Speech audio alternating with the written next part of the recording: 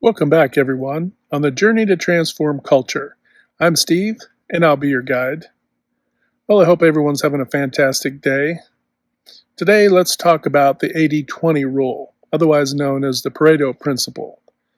This was, I guess you could say, an invention or a realization, a study, an enlightenment, an awareness that was gained by Vilfredo Pareto, who was a economist and mathematician during the turn of the century in the late 1800s to 1900s. And he was from Italy, hence the name, right?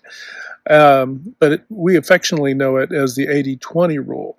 And what it essentially says is that 80% of your results come from 20% of your efforts or what you do.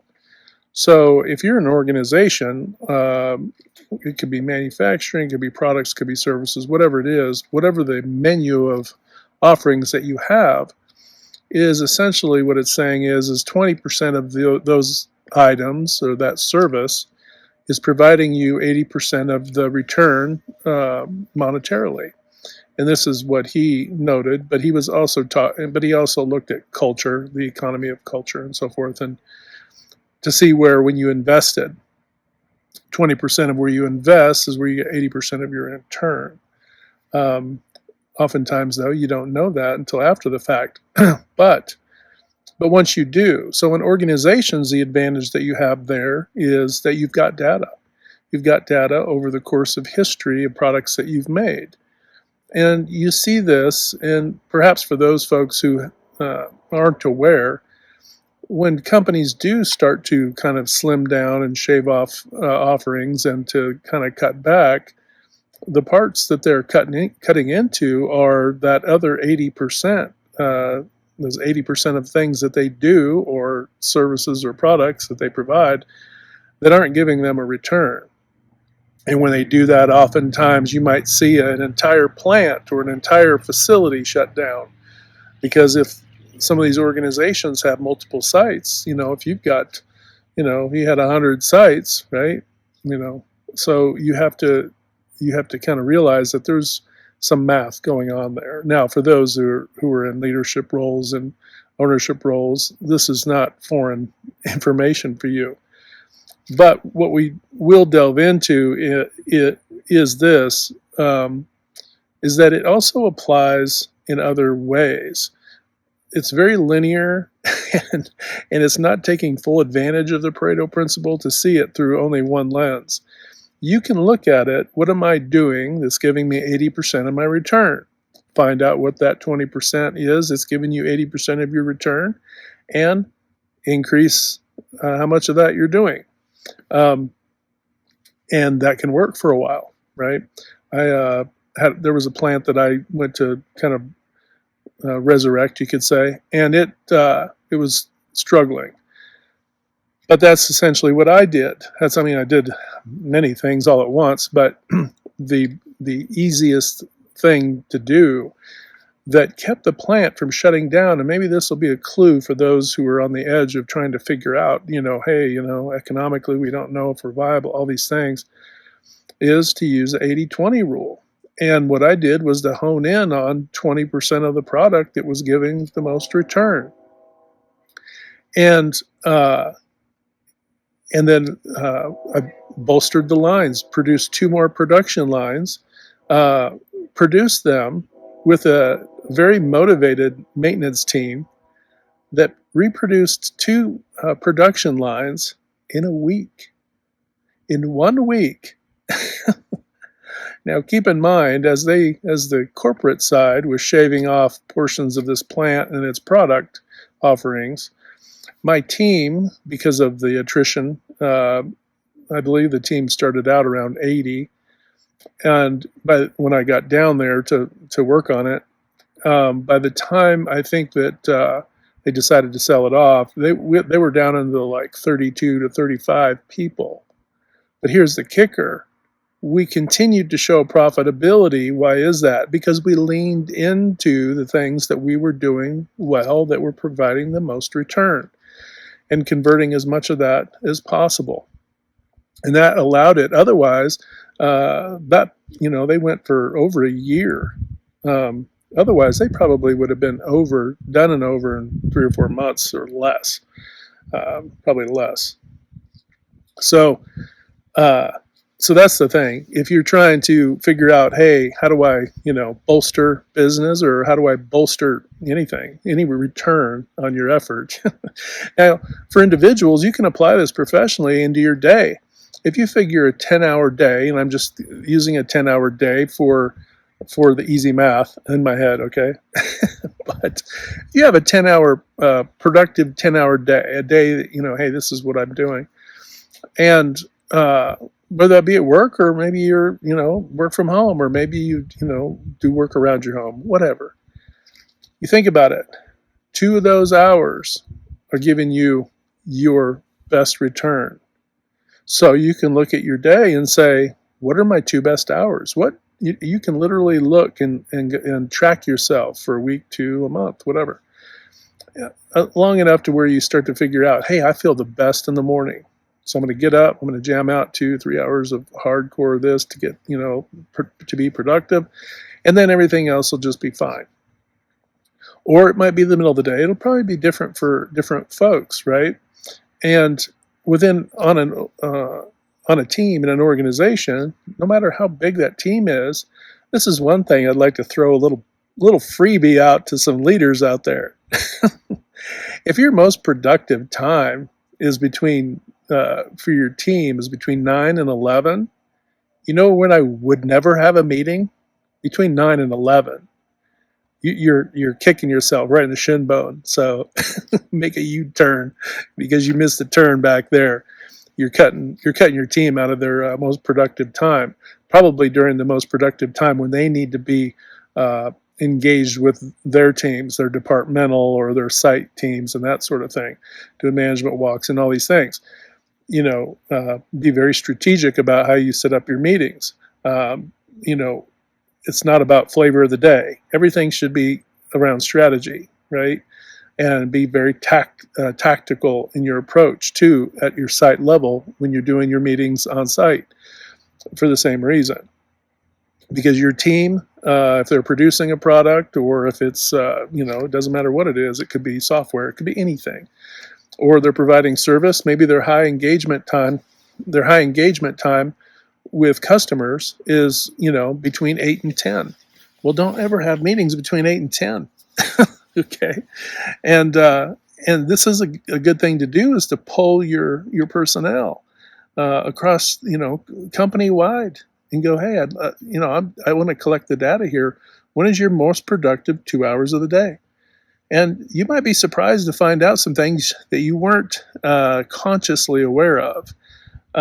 Because it's difficult, because we're all doing different tasks and work, and it's divvied up differently between, also on the leadership side of the house, and then the team at large, that it's difficult to just slap one 2-hour segment on there, because you also want to be productive in your meetings too, right? You still want to give yourself a chance to accomplish what you need to accomplish for those things, and so that your team can prepare if those meetings are such that they need to prepare for those, much.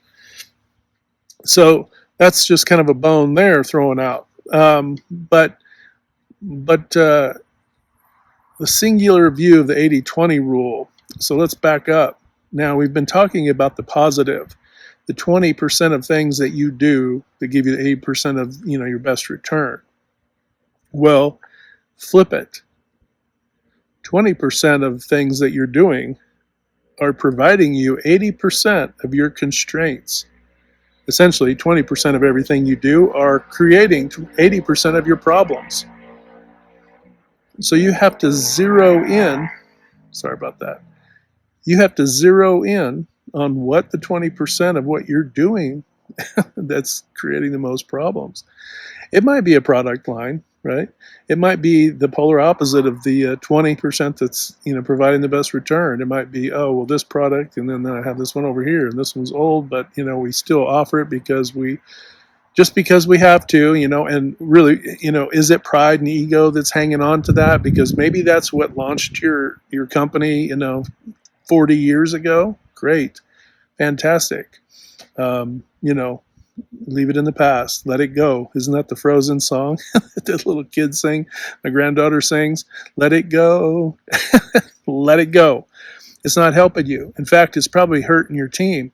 It's not only wasting their time, but it's probably taking the divot, and it's probably part of the reason why the 80-20 rule exists, because people are focused too much on things that are distracting and causing problems. So keep that in mind. Hone in on those things. If you can slim out, right, remove constraint. We know this. This isn't rocket science when I say this part, but then when you drill it back to the 80-20, dots connect. We want to remove constraints. We want to remove the roadblocks, the bottlenecks in all of our processes, and no matter what work we do.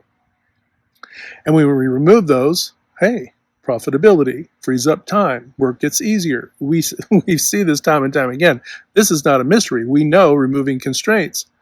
Well, what pool do you think that's coming out of? It's coming out of that 20% of the things that you're doing that are causing you the most, that are causing the most grief for you and your team.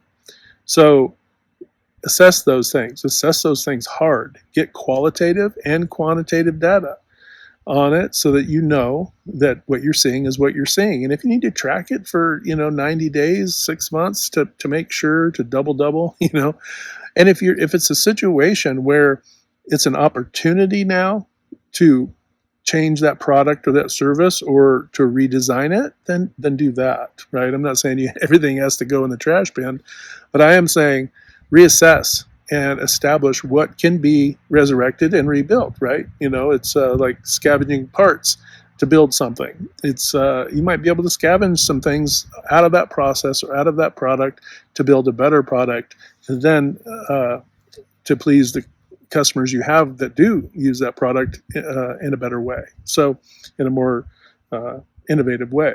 So look at those not as a throwaway, but look at those as an opportunity to innovate, right? And to be creative and draw upon your entire team to do this, because you don't know, you've got, you have people working for you. If you own, or if you're a leader of organization at all, you have people working for you who have ideas. So mine those ideas out, because those can help you out, help out your organization, help out the team.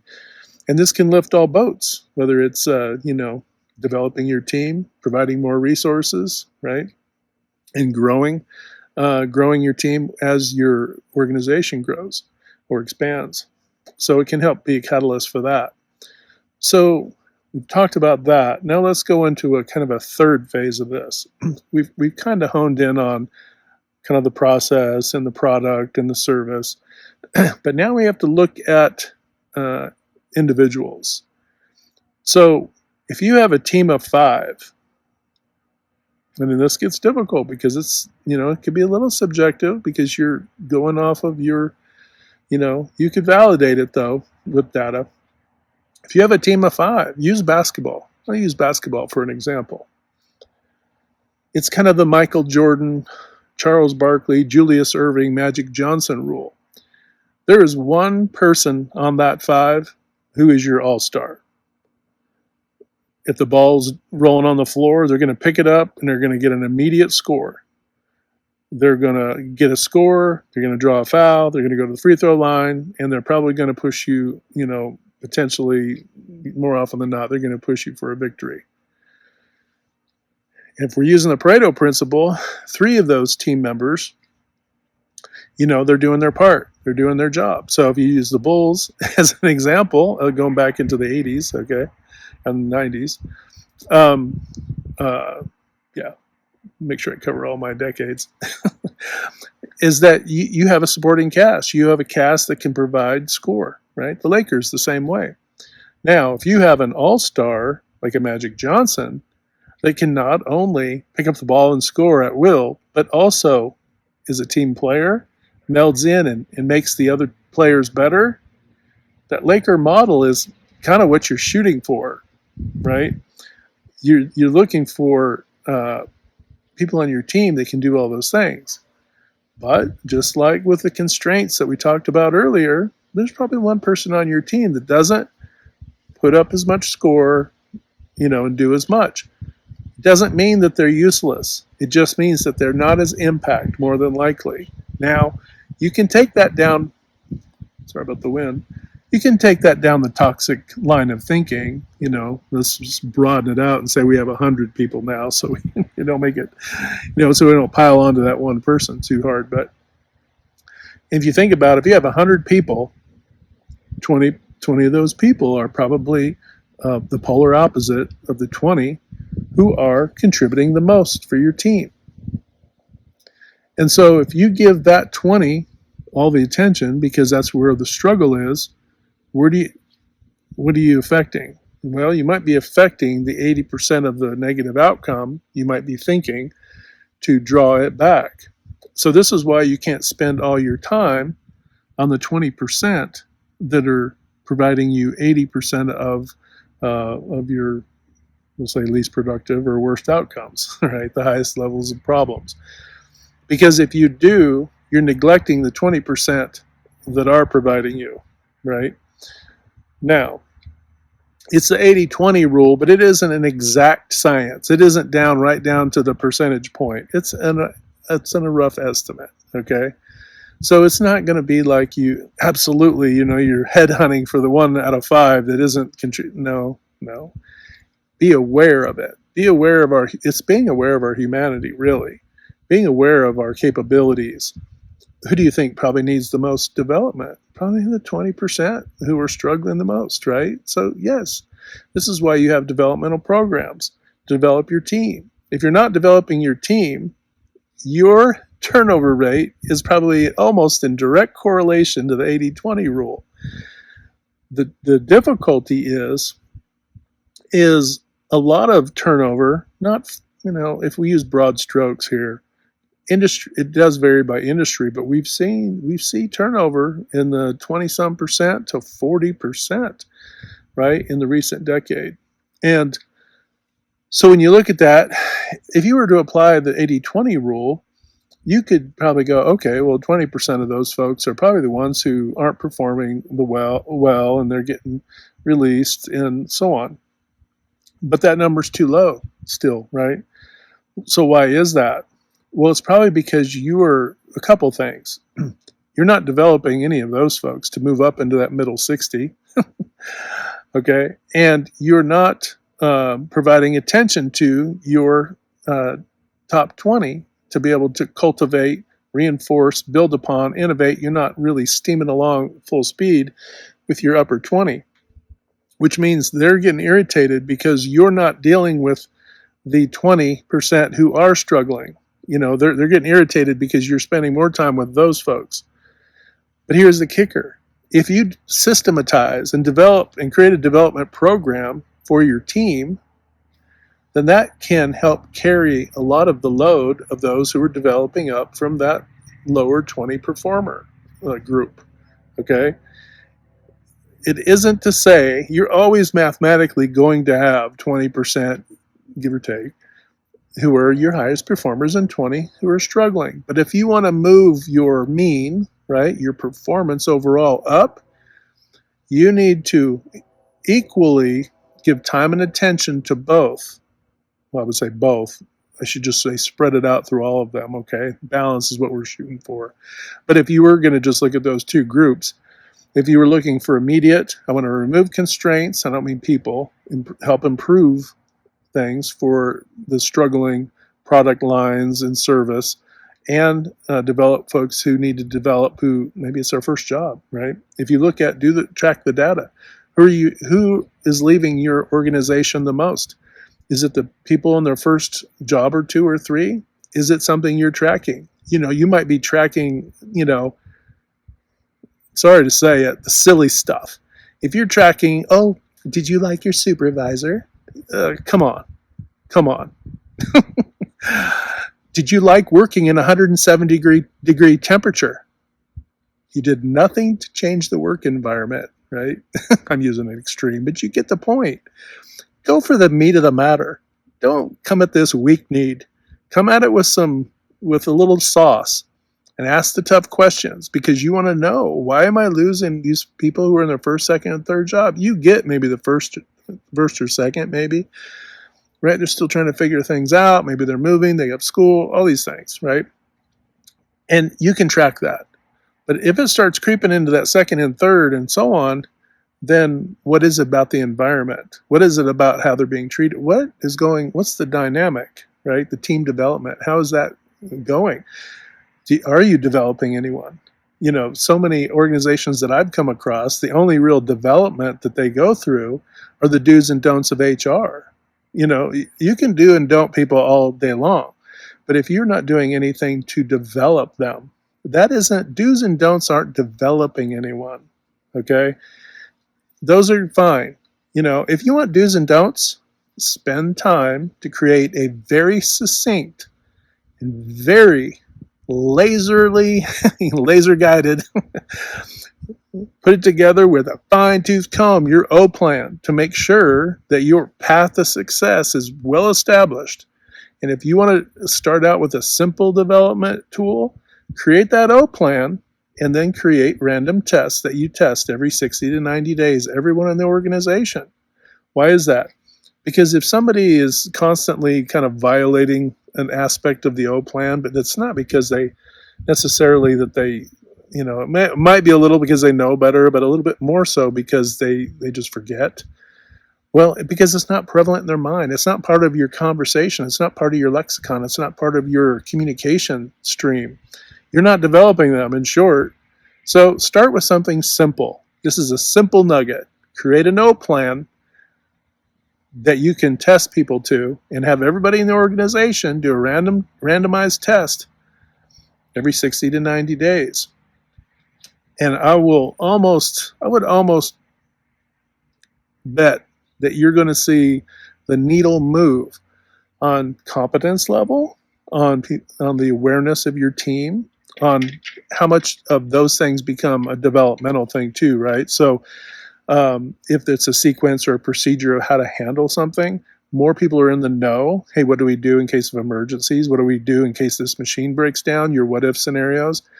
You can incorporate all of that into your O plan. You see an O plan could be 15 to 40 pages, just depends how big your organization is and how complicated your operation is. But you can, and obviously you're going to have other reference manuals and so forth for different processes and procedures, no doubt, and regulatory things, OSHA and whatnot. But and include all of that as well, because you want your team safe, right? So hey, include all of it. A little percentage of this, a percentage of that, and randomize that thing. And that way, folks are keeping up, because you don't want your team falling off. And that will kind of challenge them. And then as they go and they develop through the different levels of development in your organization, they will feel like they're improving, and they are. Their competence will be growing. Why? Because you'll see their scores start going up and up and up. Okay, and then of course you can branch out your development into the technicality of the work that you do. And I don't really care if they're a senior engineer. Does your senior engineer have the operations plan down? Do they know how the flow of your value stream, back to front, top down, bottom to top, and all the way around? Well, if they're a senior engineer, I'm just using this as an example, they should. Why is that? Because they are a mentor and a leader in your organization, and the other people are looking to them for guidance and wisdom in the gaps, if they aren't a full-fledged leader leading teams already anyway. So make sure that they are one-to-one with your value stream. And if you haven't mapped out your value stream, map it out, because you want to have the best opportunity at success. All right, folks, that's a little bit on the 80-20 rule. Make sure you're applying yourselves toward looking out for your team members. Remember, 3 to 5 times a day, uplift, inspire, motivate, and just help one another out. And you'll find that when you do that, not only are you transforming others, but you're also transforming yourself. And that's an amazing thing. All right, hit like, share, and subscribe. We'll talk to you next time. Have a fantastic day. See you later.